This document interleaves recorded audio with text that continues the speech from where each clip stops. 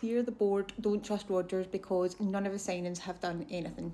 Now, I have replied to probably about 100 similar comments over the last couple of months, and honestly, this does nothing but let the board off the hook. And that is the very last thing we should be doing right now. We should be holding them accountable for this absolute disaster of a transfer window. Now, this is not any sort of defence of Brendan Rodgers and his managerial style, anything to do with that.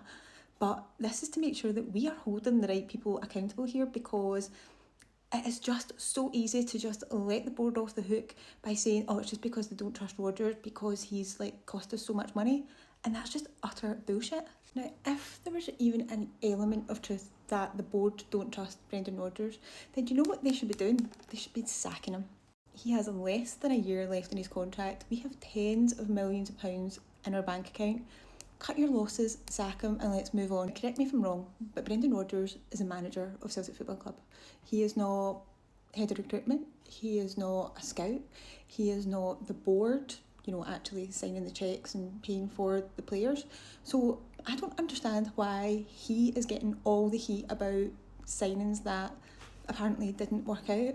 Everyone's always quick to point out that, Adam Ida cost $9.5 million and he's a flop.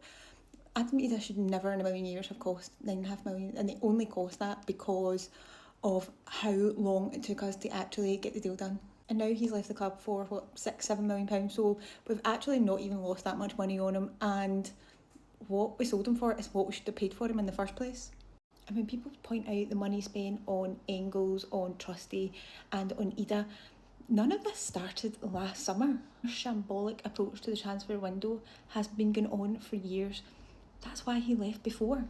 Now, I know there's a lot of people who want Brendan Rodgers gone, and you are more than entitled to that opinion, but to blame him for our complete failings in the transfer window is just absolutely wild.